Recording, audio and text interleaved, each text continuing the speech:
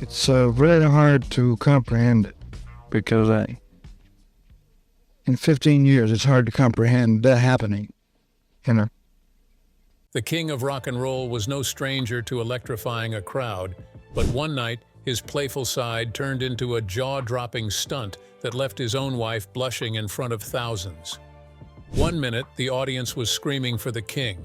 The next, all eyes were on Priscilla, caught in an onstage prank that had her wishing she could vanish into thin air.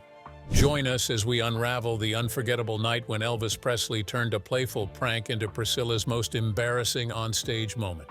The moment Priscilla never saw coming. Instantly, I knew something was wrong. I didn't quite pinpoint it yet because Lisa was supposed to come home that day. He was going out on tour.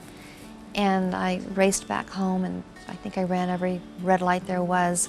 At one of Elvis Presley's concerts, Priscilla Presley decided to join him on stage as a joke, because he often invited women up during his shows to give away kisses. Priscilla thought it would be funny to walk up with those women, but her plan didn't turn out as she expected.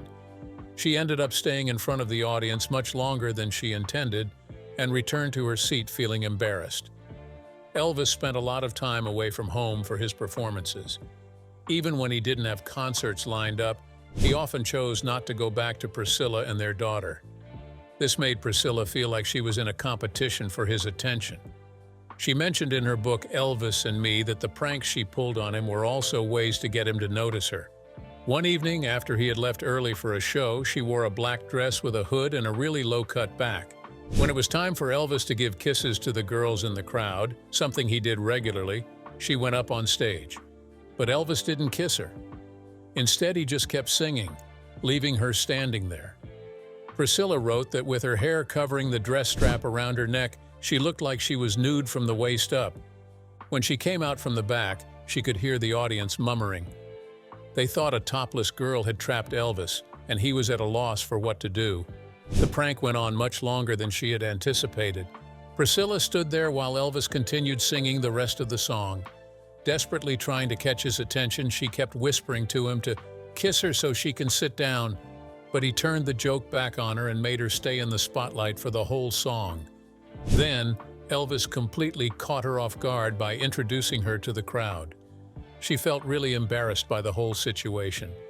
She explained that he planted a big kiss on her lips and unexpectedly introduced her to the audience. She felt a little embarrassed and made her way back to her seat. Priscilla Presley talked about other ways she tried to get Elvis's attention.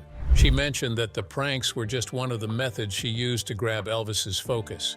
One time, while Elvis was teasing his dad for flirting with a woman, he pointed out Priscilla's outfits. His father told Elvis that he was going to have his own issues if his wife went out looking like that. Priscilla confessed that she started wearing more revealing clothes to keep Elvis looking at her. It worked. Elvis enjoyed being able to show Priscilla off. She wrote that she had started wearing skimpy knit dresses and see-through fabrics that were boldly revealing. Lamar and Charlie whistled and made wolf calls while Elvis proudly showed her off. That lighthearted moment with Priscilla wasn't the only time Elvis had audiences talking. In fact, the King's very presence on stage was enough to stir debates about right and wrong across America.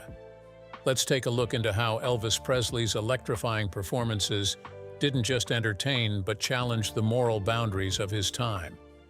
When the King shook up America's moral compass, some people viewed Presley as a danger to the moral health of young women because Elvis Presley didn't just symbolize a new genre of music, he stood for intimate freedom.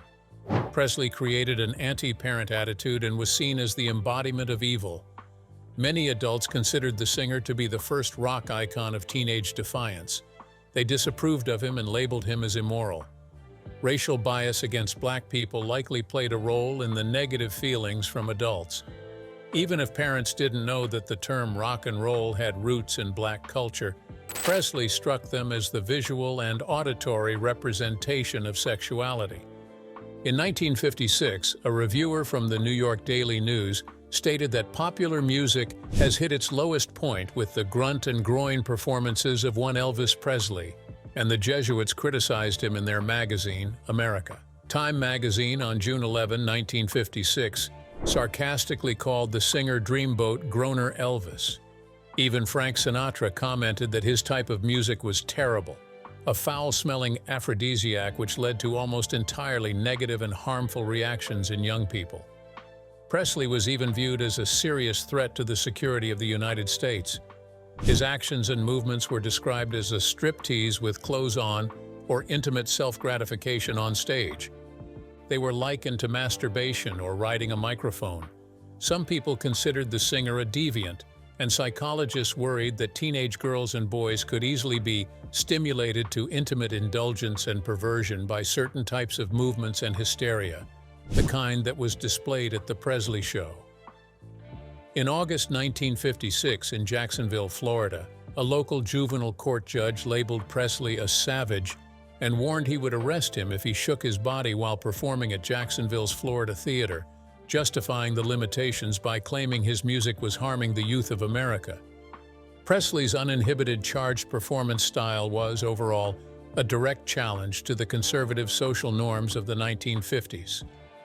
In a PBS television interview, social historian Eric Lott stated that all the citizens' councils in the South referred to Elvis as nigger music and were extremely worried that Elvis, despite being white, was ambiguously racist simply by being working class and was going to corrupt the youth of America. Robert Kaiser claims Elvis was the first to provide people with a music that resonated with them deeply, emotionally, even below their belts. Other artists had been doing it for generations, but they were black. Consequently, his performance style faced frequent criticism. Social guardians condemned anyone who exposed impressionable teenagers to his gyrating figure and suggestive gestures. The chief of police in Louisville, for example, proposed a strict no-wiggle rule to stop any lewd, lascivious contortions that would excite the crowd. Even Priscilla Presley agreed that his performances were labeled obscene. She stated that her mother firmly stated that he was a bad influence for teenage girls. He arouses things in them that shouldn't be aroused. Nevertheless, the economic strength of Presley's fans became clear when they started listening to alternative radio stations that played his songs. Presley appeared puzzled by all the backlash. On one of the many times he was asked to explain the uproar around him, he remarked that he didn't see how they think his act could contribute to juvenile delinquency. If there was anything he had tried to do, he has aimed to live a straight, clean life and not set any kind of a bad example. He further stated that he could not please everyone. Elvis's musical influence never grew enough for him to rise above the stigma of his origins as a truck driver from the rural South. No matter how successful Elvis became, he remained fundamentally disreputable in the minds of many Americans. He was the sharecropper's son in the big house, and it always showed. But Elvis's impact wasn't just felt on stage or in society, it shaped the private world he shared with Priscilla, a life as dazzling as it was complicated. Let's take a look into the private world of Elvis and Priscilla Presley, a realm of glamour, passion, and secrets hidden far from the glare of the stage lights. The private world of Elvis and Priscilla. On September 13, 1959, 14-year-old Priscilla met 24-year-old Elvis at a party in his villa located in Bad Nauheim, West Germany, which he had rented while serving in the military. Her presence reportedly made Elvis feel awkward and embarrassed. However, he managed to regain his composure by the end of the night. Priscilla's late return home that night upset her parents, who insisted she should never see Elvis again. But his eagerness for another meeting and his promise to ensure she would never come home late again made her parents change their minds. After that, Priscilla and Elvis spent a lot of time together until he left West Germany on March 2, 1960. Once Elvis departed, Priscilla was bombarded with interview requests from media outlets all over the world. She received letters from Elvis fans, some were nice while others were not, along with messages from lonely GIs. Gossip magazines spread rumors about Presley's connection with Nancy Sinatra, leading Priscilla to believe her relationship with Elvis was over, and she worried she might never see him again. She was also anxious about Elvis possibly rekindling his romance with Anita Wood, whom he had dated before and after his time in West Germany. According to biographer Suzanne Finstad, after Elvis left, Priscilla started dating boys her age from her high school in West Germany like Ron Tapp and Jamie Lindbergh, and went to school dances with them. After Elvis returned to the U.S., Priscilla kept in touch with him over the phone, but they didn't meet again until the summer of 1962, when her parents finally allowed her to visit for 2 weeks. They agreed to let her go, but only if Elvis would pay for a first-class round-trip ticket and ensure she had a chaperone at all times. Additionally, she had to write to her parents every day. Elvis accepted all these conditions, and Priscilla flew to Los Angeles. He told her they were heading to Las Vegas, and to reassure her parents, he had her write a postcard for each day they would be gone, which a member of his staff would mail daily from Los Angeles. During this trip, while visiting Las Vegas, Priscilla tried sleeping pills for the first time to keep up with Elvis's fast-paced lifestyle. After another visit during Christmas, her parents allowed her to move to Memphis permanently in mid-March 1963, just 2 months before she turned 18. Part of the deal was that they would eventually get married. She completed her senior year at an all-girls Catholic institution, the Immaculate Conception High School, and stayed with Elvis's father and stepmother in a different house, just a few streets from the Graceland mansion located at Hermitage Drive, until her graduation in May. However, as mentioned in her autobiography, Elvis and Me, she spent entire nights with Grandma, Elvis's grandmother, Minnie Mae Presley at Graceland, and gradually moved her belongings there. It is thought that she had her permanent home at Graceland as early as May 1963.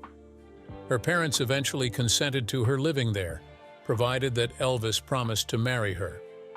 Priscilla later remarked that the move was natural. Priscilla was eager to go to Hollywood with Elvis, but he kept insisting he was too busy and had her remain in Memphis. During that time, Priscilla read articles about an affair between Elvis and his Viva Las Vegas co-star Anne Margaret. Priscilla confronted Elvis, who dismissed the reports as rumors meant to promote the film, advising her not to believe the press. Over the following years, Elvis had several close relationships with his co-stars, but denied each one to Priscilla. Eventually, she was permitted to visit him in Hollywood, but her visits were kept brief. Just before Christmas in 1966, Elvis asked Priscilla to marry him after his manager, Colonel Tom Parker, reminded him about the RCA morals clause in his record contract. In an interview with Ladies' Home Journal, Priscilla mentioned that she and Elvis were happy living together, but back then, it wasn't socially acceptable for couples to just cohabitate. According to his cook, Alberta, and his friend Marty Lacker, Elvis was hesitant about marriage and felt he had no say in the matter. However, others like Joe Esposito claimed that Elvis was actually looking forward to marrying Priscilla. In her book, Elvis and Me, Priscilla portrayed Elvis as a very passionate individual. She recounted that he told her they needed to wait until marriage to be intimate. Priscilla stated in her autobiography that she was a virgin when they wed and that they were not intimate until their wedding night. However, biographer Suzanne Finstad had questioned this, suggesting that Priscilla was intimate with Elvis in Germany and with her teenage boyfriends as well. The couple tied the knot in May 1967 at the Aladdin Hotel in Las Vegas. The wedding, which Parker organized to attract media attention, had very few guests and lasted only 8 minutes. It was followed by a brief press conference and a $10,000 breakfast reception attended by friends, family, and business associates from MGM, RCA, and the William Morris Agency. The wedding created tensions between Elvis and some of his closest friends, including Red West, who were not invited to the ceremony. Although Parker was mainly blamed, the resentment lingered for many years. After the reception, Priscilla and Elvis hopped on a private jet and had a brief honeymoon in Palm Springs. On May 4th, they returned to Memphis and went to their private ranch, just beyond the Mississippi state line, for a 3-week getaway. Many of Elvis's close friends came along, but mostly the couple had time to themselves and could enjoy each other's presence without the Memphis Mafia interrupting. To mend some relationships, Elvis and Priscilla hosted another reception at Graceland on May 29 for friends and family who missed the original ceremonies. Not long after, Priscilla discovered she was pregnant. She felt distressed about the early pregnancy, worried it would ruin the closeness she had just established with Elvis. She had previously asked him if she could use birth control pills, but Elvis had insisted they weren't perfected yet. She thought about having an abortion and even talked it over with Elvis, but they both agreed they couldn't go through with it. Their only child, Lisa Marie, was born exactly 9 months after their wedding on February 1, 1968. Priscilla mentioned in her book, Elvis and Me, that she started taking private dance lessons around the time her husband was working on Live a Little, Love a Little. She felt a strong attraction to her dance instructor, referred to as Mark in the book, and she admits to having a brief affair with him. However, she hints at some regret, saying that she came out of it realizing she needed much more out of her relationship with Elvis. Even with Priscilla's affair and Elvis's own ups and downs with his co-stars, the early years of their marriage seemed to be a happy period for them. But as Elvis's career soared again after his 1968 television special, he was always on the road performing in Las Vegas and involved in affairs, while Priscilla stayed home to look after their daughter. After Elvis, who was really into karate, encouraged her to try it, Priscilla decided to take up karate herself. Wanting to connect with her husband's interests, she thought it would be a good way to fill her time alone. Later, after some interruptions from Elvis, she started lessons with Mike Stone, a karate instructor she met backstage at one of Elvis's concerts in 1972. Soon after, she began an affair with him, stating that she still loved Elvis greatly. But over the next few months, she knew she would have to make a crucial decision regarding her destiny. She also mentioned that Elvis must have perceived her new restlessness. A few months later, she recounted that Elvis had asked to see her in his hotel suite. According to her autobiography, it was there that Elvis forcefully made love to her, and he said it was how a real man makes love to his woman. In a later interview, Priscilla mentioned that she regretted how she described his actions, saying it was an exaggeration. She continued by saying after the incident, what really hurt was that he was not sensitive to her, as a woman. His attempt at reconciliation had come too late, implying that his actions were a conscious effort to make amends or compensate for his lack of intimate interest in her, which had caused her pain and dissatisfaction for years. Priscilla wrote in her book that Elvis had told her, before they got married, that he had never been able to make love to a woman who had a child. She later shared the personal effects of their intimate issues, stating that she was starting to question her own sexuality as a woman. She further mentioned that her physical and emotional needs were not met. After this incident, Priscilla concluded that he was not the gentle, understanding man she fell in love with. Many years later, on the British talk show Loose Women, Priscilla revealed that she and Elvis did have intimate moments after their daughter Lisa Marie was born. Priscilla and Elvis ended their relationship on February 24, 1972, and they filed for legal separation on July 26. To protect Priscilla's home address from becoming public and to ensure the safety of her and Lisa Marie, Elvis decided to file for divorce on his 30th birthday, January 8, 1973. Instantly, I knew something was wrong. I didn't quite pinpoint it yet because Lisa was supposed to come home that day. He was going out on tour. And I raced back home, and I think I ran every red light there was. Later that month, Elvis reportedly became paranoid about Mike Stone and expressed that there was too much pain in him and Stone must be unalived. His extreme outbursts continued, and even a doctor and heavy medication couldn't calm him down. He turned down his bodyguard's offers to arrange a hit on Stone. The divorce was officially completed on October 9, 1973. The ex-couple agreed to co-parent their daughter, and Priscilla received a cash settlement of $725,000, along with spousal and child support, 5% of Elvis's new publishing companies, and half of the profits from the sale of their Beverly Hills home. Initially, they had settled on a much lower amount, $100,000 one-time payment, $1,000 monthly for spousal support, and $500 monthly for child support. Priscilla was determined to stand on her own and show that her marriage to Elvis wasn't just about financial gain. After talking to her new lawyers, she raised her demands, realizing that someone of Elvis's fame could afford to give more to his ex-wife and child. Despite their divorce, Priscilla and Elvis remained close, walking out of the courthouse together on the day their divorce was finalized. And while her world with Elvis was unforgettable, Priscilla's next chapter would prove she was more than just the king's queen. Let's unravel how Priscilla Presley transformed from rock and roll royalty into a savvy businesswoman and respected entertainer, carving out a legacy entirely her own. Building an empire beyond Elvis. In 1973, after separating from her husband, Presley opened a clothing boutique in Los Angeles named Biss & Beau with her friend and stylist Olivia Biss. In an interview to promote the store's opening, Priscilla mentioned that after the separation, she had to decide what she wanted to do. And since she had collaborated with Olivia for a long time on her own outfits, she thought she would give it a shot professionally.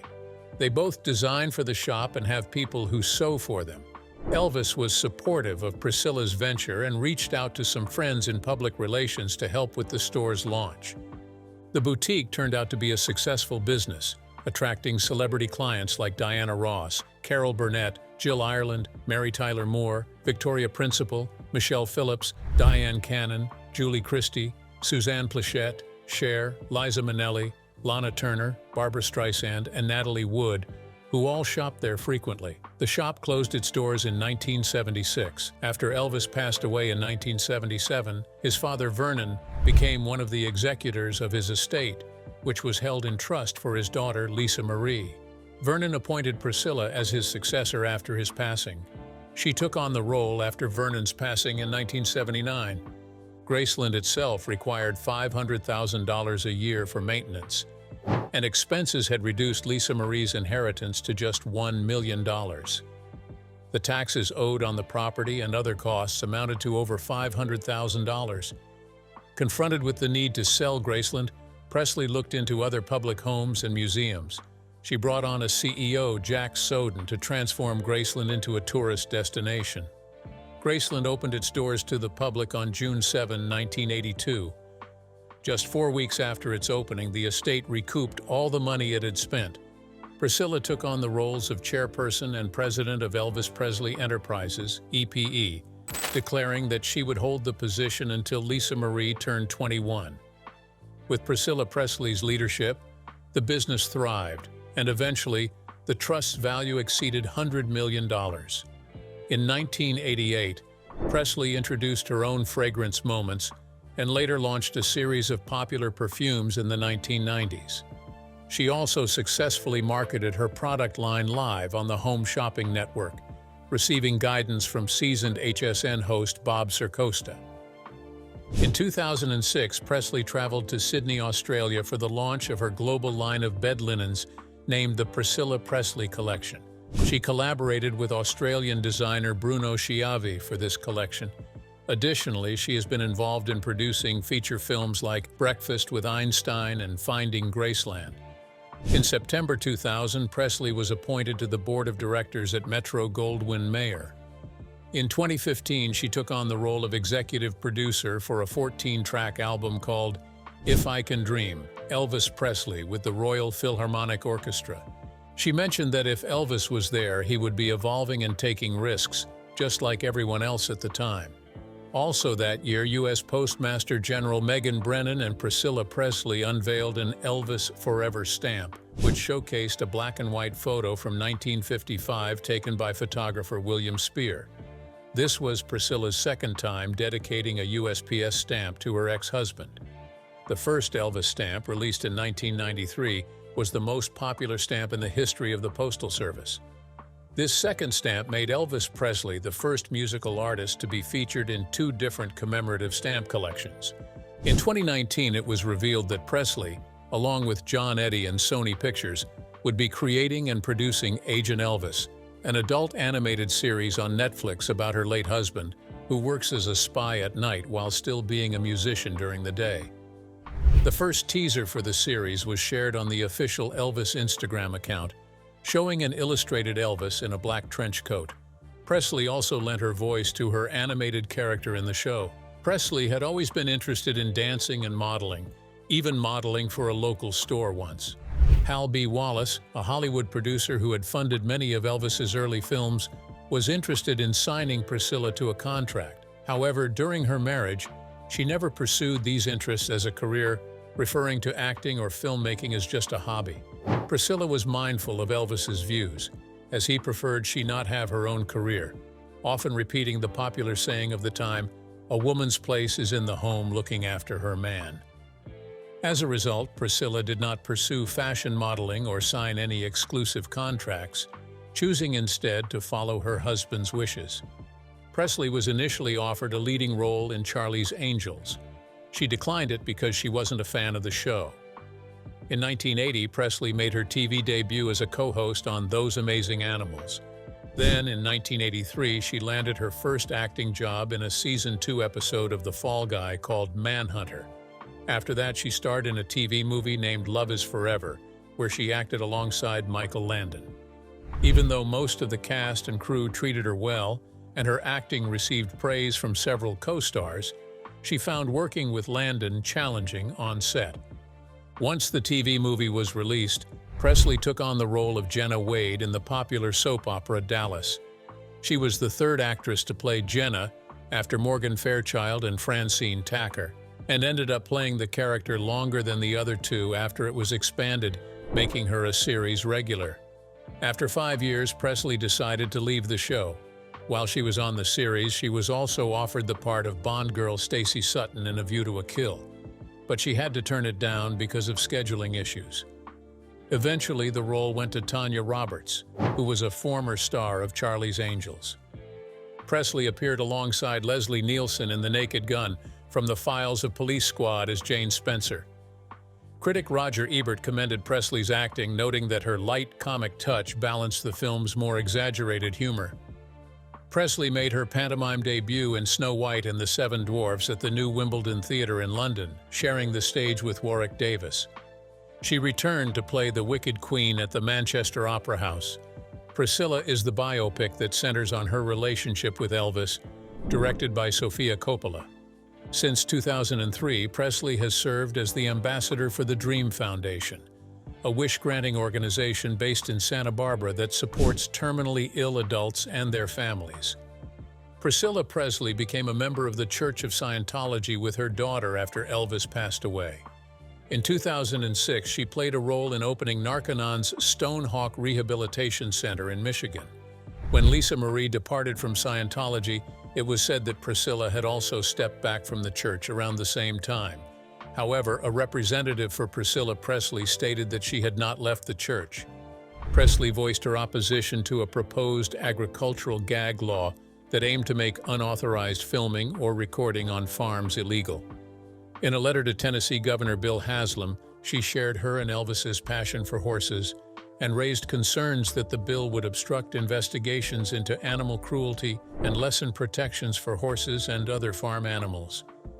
In 1988, Rhodes College awarded Presley an honorary Doctor of Humanities degree. She was also named the godmother of the American Queen, the largest river steamboat ever constructed, which was christened in Memphis.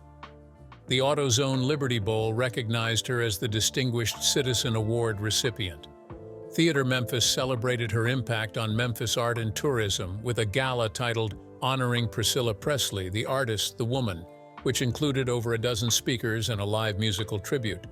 Additionally, there is a square named after her in Egersund, Norway, called Priscilla Presley's Place. This area is located on the street outside the house where her grandfather was born and lived. In 2025, Presley received Tennessee's highest civilian honor for her contributions to the state's cultural heritage and her efforts in preserving Graceland as a historic site. If you enjoyed this video, like and subscribe, and also click the next video shown on your screen, The Moment Priscilla Never Saw Coming.